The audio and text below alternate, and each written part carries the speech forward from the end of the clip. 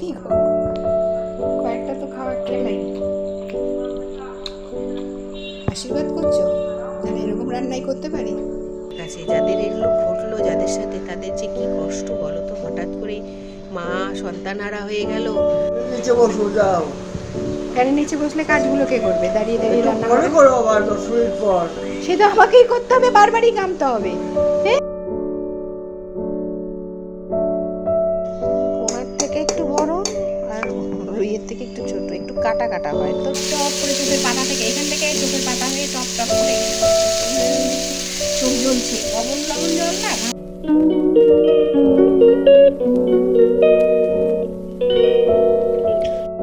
চলো পেপার দিয়ে দিল, সকাল সকাল পেপারটা নিয়ে নি। কি সুন্দর রোদ উঠেছে, ঝকঝক করছে। বৃষ্টি হওয়াতে কালকে একদম এগুলো কেমন হয়ে গেছে। এইটা তো তুলসী, কি সুন্দর না এই ফুলটা। এই যে কয়েকটা থোকা হয়।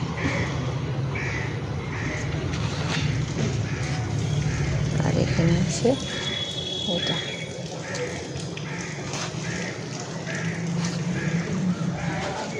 প্রভাত বন্ধুরা, আশা করি তোমরা সকলেই ভালো আছো। আর সত্যি কথা বলতে আজকের দিনটা না সকাল থেকেই মনটা ভীষণ খারাপ। যখনই সূর্যদেবকে দেখছি সাথে সাথেই মনটা খারাপ হয়ে যাচ্ছে। কেন সেটা তো নিশ্চয়ই বুঝতে পারছো তোমরা, অনেকেই হয়তো খবরে দেখেছো মালদায় কি হয়েছে। এত বাজেভাবে আমার কথাটা যে সত্যি হয়ে যাবে আমি সত্যিই বুঝতে পারিনি কালকে। বাজ পড়লে অনেক মানুষ এই সময় মাঠে ঘাটে কাজ করে, সেটাই আশঙ্কা করেছি। আর সেখানেই সত্যি সত্যি এত মানুষ মারা গেল, মানে ভাবাই যাচ্ছে না কিভাবে মানুষ মারা গেল গো। আর এই দেখো আবার সকাল থেকেই রোদ শুরু হয়ে গেছে। এখন কতটুকু বাজে? এখন পেপার নিতে এসেছি, ছাদে পেপার দিল, ফুলও তুললাম এইখানকার। এখনও সেরকম কোনো কাজবাজ হয়নি, খালি নিজেই ফ্রেশ হয়েছি, বাসি জামা কাপড়গুলো একটু ছাড়লাম, ছেড়েই ভাবলাম যে তোমাদের সাথে একটু কথা বলি। আর সত্যি কথা বলতে এত খারাপ লাগছে না কালকের এই ঘটনাটার জন্য, ভীষণ ভীষণ মন খারাপ লাগছে। আর খবরেও শুনছি, পেপারেও নিশ্চয়ই দেবে, এখন পেপারও পড়িনি, জাস্ট আসলো। কত মানুষ মারা গেছে। সেই জন্য না সকালটা আমাদের ভালো শুরু হলেও কিন্তু কালকের দিনটা মোটেই ভালো যায়নি অনেক মানুষের কাছে। যাদের এগুলো ঘটলো, যাদের সাথে, তাদের যে কি কষ্ট বলো তো। হঠাৎ করে মা সন্তানহারা হয়ে গেল, স্ত্রী স্বামীহারা হয়ে গেল, সংসারগুলো ভেসে যাবে এইসবের জন্য। সত্যি কথা, আমরা প্রকৃতির কাছে না একদম হাত পা বাঁধা, ভগবানের কাছেও তাই, প্রকৃতির কাছেও তাই। এদের কাছে আমরা কিছু না, মানে যাকে বলে একদম নস্যি হয়ে আমরা চাইলেই অনেক কিছু করে ফেলতে পারি, এই ভাবনাটাই আমাদের ভুল। তো চলো সব কিছু নিয়েই চলতে হবে, আবার নতুনভাবে উদ্যম নিয়ে শুরু করতে হবে, মন খারাপ লাগাটাকে সরিয়ে রাখতে হবে। তবে আশা করব যেন ভগবান এমন দিন কারণ না দেয়। এরকম বজ্রপাতি মৃত্যু মানে ভাবাই যায় না। আমার পেছনে পাখির কলতান শুনতে পাচ্ছ, ভীষণ ভীষণ ভালো লাগে আমার বাড়ির এই একটা জিনিস। আমার এই কারণেই না আমি আরও এত গাছগাছালি লাগাই। এই চোখের সামনে এই আম গাছটা, যেটা দেখাই তোমাদের, এই যে আম গাছটা চোখের সামনে কি সুন্দর। এখানে আসার পরে লাগালাম, এই 3 বছরের মধ্যেই আম গাছটা এত সুন্দর বড় হয়ে গেছে। আর এখানে পাখি এসে বসে, হনুমান সব ছিঁড়ে ছিঁড়ে খায়, এগুলো দেখতেও ভালো লাগে। আর সর্বক্ষণে আমি মোটামুটি পাখির কলতান শুনতে পাই। আর এখনও কোকিল ডাকছে, বৈশাখ মাস পেরিয়ে জ্যৈষ্ঠ মাস চলে আসলো, কোকিল কিন্তু ডাকছেই সকাল বিকাল। আর পাখির কিচিরমিচির খুব ভালো লাগে আসলে এইভাবে। আসলে আমি একটু মফস্বল এলাকার থেকে এসেছি তো, পুরো মফস্বল বলবো না, আমি তো জলপাইগুড়ি সদর শহরের মেয়ে এবং আমার বাড়ি একদম টাউনের উপরে। তবু আমাদের বাড়িতে প্রচুর জায়গা, প্রচুর গাছগাছালি ছিল। ছোটোবেলায় তো আরও ভালো ছিল। শহর কিন্তু এরকম বাজে শহর কখনোই ছিল না। শহর বলতে আমরা যেটা এখন বুঝি যে শহরে মানে গাছপালা নেই, সেটা কিন্তু আমাদের ছোটোবেলায় ছিল না। সত্যি কথা, প্রচুর গাছগাছালি নিয়ে মাঝে বড় হয়েছি। যত ফলের গাছ আমার দাদু আমাদের বাড়িতে লাগিয়েছে, এখনও প্রচুর রয়েছে। কিছু বয়স হয়ে গেছে, সেগুলো আর ফল টল দেয় না। সেগুলোর মধ্যে মানুষ হয়েছে তো, যার ফলে আমি বুঝি যে গাছগাছালি কতটা প্রয়োজন, সেই কারণে এগুলো লাগানো। কিন্তু যাই হোক, কিছু তো মানুষ নিশ্চয়ই আম কুড়াতে গেছে, তারাও হয়তো কিছু হয়েছে, তাদেরও সাথেও হয়তো কিছু হয়েছে। এই সময় হয় মালদাতে বাজ পড়লেই কেউ না কেউ মারা যায়, কিন্তু এত পরিমাণে মারা যাবে এটা ভাবতে পারিনি। আমি তখনই ভিডিওতে তোমাদের সাথে শেয়ার করছিলাম, এ বাবা বাজ পড়লো। আর বাজ আমি সত্যি ভয় পাই ভীষণ, ছোটোবেলা থেকে আমি খুব বাজকে ভয় পাই, আর কিছুকে ভয় পাই না। কিন্তু এক ভয় পাই হচ্ছে মানুষ যারা আমার ক্ষতি করবে তাদেরকে, আর ভয় পাই হচ্ছে বাজ। এই দুটো জিনিস আমি সত্যিই ভয় পাই। আর অবশ্যই ভগবানকেও ভয় পাই, কারণ ভগবানের কাছে আমি একদম বাধা। সে আছে দেখেই আমি বেঁচে আছি, সে আছে দেখেই আমি সুস্থ আছি আমার পরিবারকে নিয়ে। আর কী করা যাবে। আর চলো শুরু করি আজকের দিনটা। এইভাবেই আজকে সকাল থেকে ব্লগটা শুরু করলাম। টুকটাক কিছু কাজ হয়েছে, বললামই বাসি জামা কাপড় ছেড়ে ফ্রেশ হয়ে চা খেয়ে পেপার দিল, পেপার নিতে এলে ফুল তুলতে আসলাম, ফুলও তুলে নিলাম। এখন এই পাশে ফুল তোলা হয়েছে, নিচের ফুল ওপরে, ওই ছাদের ফুল সব তোলা বাকি রয়েছে। আর এত সকাল থেকেই আবার রোদ শুরু হয়ে গেছে না, ভালোই লাগছে না। আর শুনছি যে নাকি কাল পরশু এখানে তাপপ্রবাহ চলবে। সত্যি কথাই, কালকে তো মারাত্মক গরম ছিল, রাতের বেলাটা একটু আরাম লাগছিল ওই যে ঝড় বৃষ্টি হওয়াতে। এখানে তো বৃষ্টি হলো 5 মিনিট না, ম্যাক্সিমাম 10 মিনিট বৃষ্টি হলো। আর বৃষ্টিতে তো গরম গেলই না, তবে রাতের দিকটা বেশ আরাম লাগছে, দুটো ফ্যান ছেড়ে শোয়া গেছে। যেহেতু দূরে দূরে বৃষ্টি হয়েছে, কিন্তু সেই আরামটা যে অনেকের কাছেই হারাম হয়ে গেছে সেটা সত্যি এতটা কল্পনাও করিনি। তো চলো, আর তাপপ্রবাহর কথা শুনবে আমার তো আরও বেশি গরম লাগতে শুরু করে দেয়। দেরি না করে শুরু করছি, চলো ব্লগটা দেখতে থাকো, আশা করি ভালো লাগবে। কোনার থেকে একটু বড় আর রুইয়ের থেকে একটু ছোট, একটু কাটা কাটা হয় তো বেশি, ছোট কাটা হলে আবার না পায় না। এত ছোট তো তোমার বাচ্চারাও খেতে কষ্ট না, খেতে পারে না।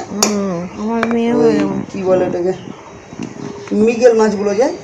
হ্যাঁ, ছিল কিনা 3টা, আমি বললাম যে একটা দিয়ে আমাকে, বলছি একটা বিক্রি করবো না, মানে বাড়ির জন্য নিয়ে যেতাম, আমার বউ খেতে ভালোবাসে আবার মিগেল। তো দিল না বলে আমাকে মাছটা দিতে হলো পরে, নাহলে ওই মাছে পেলে আমি বাড়ি চলে যেতাম।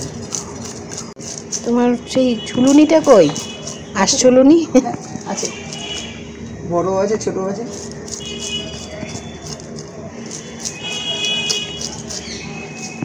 কালকে বৃষ্টিটা হওয়াতে যেমন ভালো হয়েছে, আবার ক্ষতিও প্রচুর মানুষ মারা গেছে। না, যেই বাসটা পড়তে শুরু করলো আমি তখনই না ভাবলাম যে বাবা, ফ্রিজ বন্ধ করে দিলাম, বললাম ফ্রিজ বন্ধ করে দাও, খুলে দাও। ফ্রিজ টিভি দুটোই বন্ধ করে দিলাম। থাকে এখন তো টিভি আমাদের সেরকম দেখি না, না ওই আমি তো দেখি না, যে সিরিয়ালগুলো দেখে আমি প্যাক ভরিও না, মাঝে মধ্যে ভরি। তাই ওই 1 মাস বললাম, আবার 1 মাস বন্ধ করে। কেন গো, ওই বউকে শাস্তি দেওয়া নাকি? সিরিয়াল দেখে আমার পছন্দ না, সত্যি কথা। টাকা লাগে অবশ্য অনেক, হ্যাঁ অনেক টাকা লাগে, সত্যি কথাই। আর গাছটা একদম ভরে ফুল আসছে, এত ফুল। হনুমান বসে বসে খায় এই ফুলগুলো, দেখো না গাড়ির সামনে। হ্যাঁ, এই ফুলগুলো গাড়ির মধ্যে বসবে, বসে ছিঁড়ে ছিঁড়ে খাবে। কি করবে আর, ওদেরও তো খাওয়া দাওয়া নাই। আজকের ব্লগটা তোমরা পুরোটা দেখো, কারণ আজকের ব্লগের শেষে আছে একটা বিশেষ উপাদেয় খুব টেস্টি একটা খাবারের রেসিপি তোমাদের সাথে শেয়ার করব। অবশ্যই কিন্তু শেষ পর্যন্ত দেখো, খেতে আসো। আরে কি, আমাকে কপিরাইট খাইয়েই ছাড়বে গো। হ্যাঁ, অনেক কিছু আছে ব্যাপার। আমি তো সত্যিই তো তাই। আজকে ভাত পাতে শশা দেবো, এখানে অনেকটা আজকে পেঁপের অবস্থা দেখো, বুঝেছো? আমরা তো বললাম ওকে দিয়ে দিই পেঁপেটা।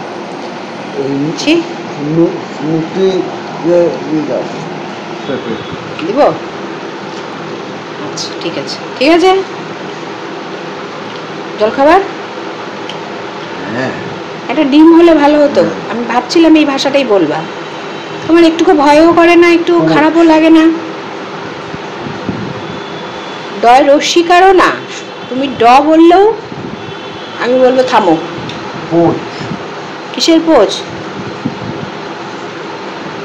একদম ডাক্তারখানে নিয়ে গিয়ে না ভর্তি করে দেবো আবার। দেখো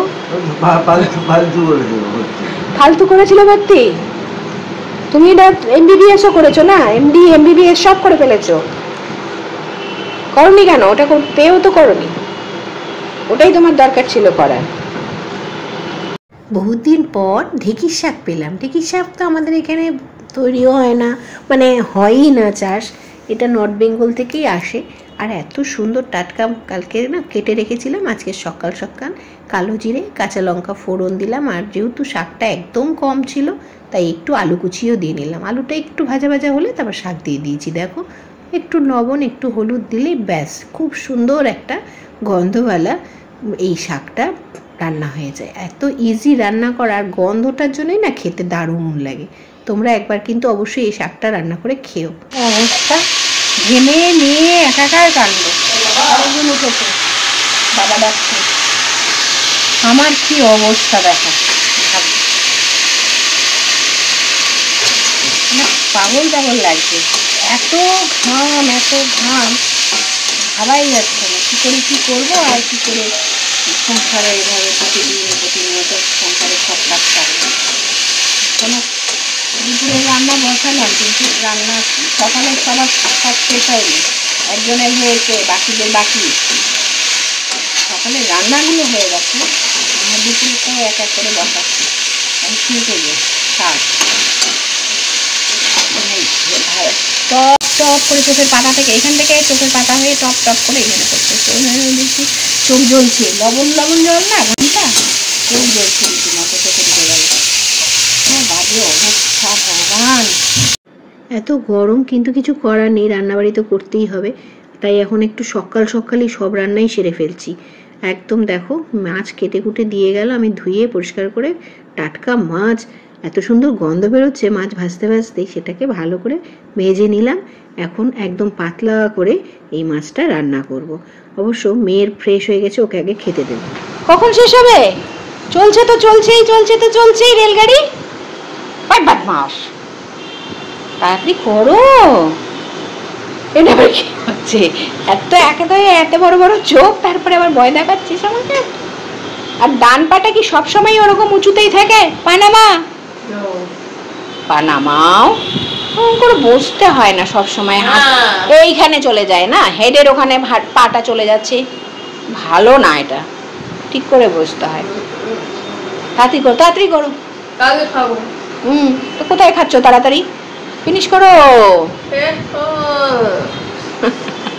বদমাস। নিচে বসো, যাও। ফ্যানের নিচে বসলে কাজগুলো কে করবে? দাঁড়িয়ে দাঁড়িয়ে রান্না করো আবার 10 মিনিট পর। সেটা আমাকেই করতে হবে, বারবারই ঘামতে হবে। এ আর কি রেমেডি হলো? রান্নাঘরটা তো এসি লাগিয়ে দিতে পারো। হ্যাঁ, পারো না? যাবে? তাহলে তার বন্দোবস্ত করো। এখন বলো না যে তার জন্য আমাকে কিডনি বেচতে হবে।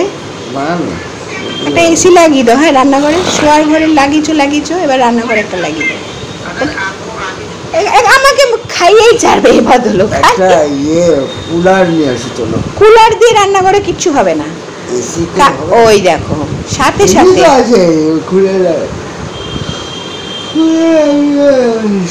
ও অন্য জায়গা থেকে খুলে এনে ওটাকে লাগাবে, তবুও নতুন এসি দিবে না আমাকে। সত্যি হিংসুটের বাসা। হ্যাঁ, খালি ভালো মন্দ রান্না করে খাওয়াও, তখন তুমি খুব ভালো। এসি কথা বলাতেই ব্যাস বক্তব্য পাল্টে গেল আস্তে আস্তে। খুলে লাগিয়ে দেবো, লাগানোই যায়, কুলার কত কি নাও হয়েছে, বুঝেছি। কিছুটা রান্না সারার পরে চলে গিয়েছিলাম বরের কাছে দুঃখ প্রকাশ করতে। কি আর করব, দুঃখ প্রকাশ করা ছাড়া তো উপায় নেই, এত গরম লাগছিল। আর এখানে মাছের মশলাটা করে নিলাম। এখন মাছটা খুব হালকা করে একটু আলু দিয়ে রান্না করছি। আর মাছটা এত সুন্দর গন্ধ বেরিয়েছে, স্বাদটা সত্যিই ভালো ছিল।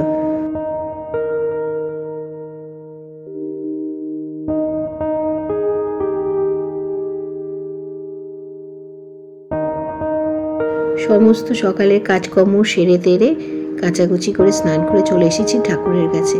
আজকে কত যে ফুটেছে এই জবা ফুলটা, মানে কি বলবো, আজকে বোধহয় 7খানা ফুল ফুটেছে এই লক্ষ্মী জবা।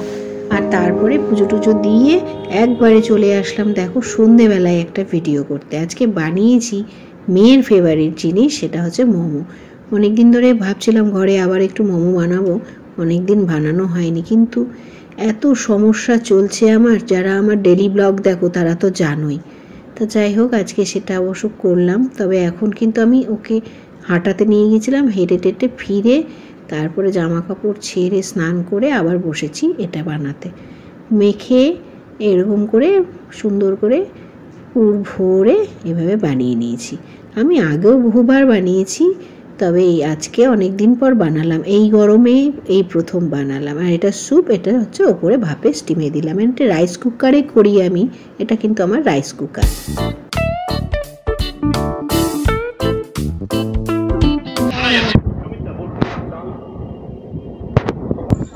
কেমন আছে গো? কি গো, কয়েকটা তো খাওয়া খেলাই। আশীর্বাদ করছো যেন এরকম রান্নাই করতে পারি। মোটামুটি যা রান্না করেছি তার 80% তোমার মেয়ে, কিছুটা তোমার মা, কিছুটা তুমি। ভালো হয়েছে? আহা, এরকম ভালো বলো এই ধরনের বাড়িতে বানালে। শুভরাত্রি বন্ধুরা, দেখা হবে নতুন আরেকটি সকালে তোমাদের সকলের সাথে।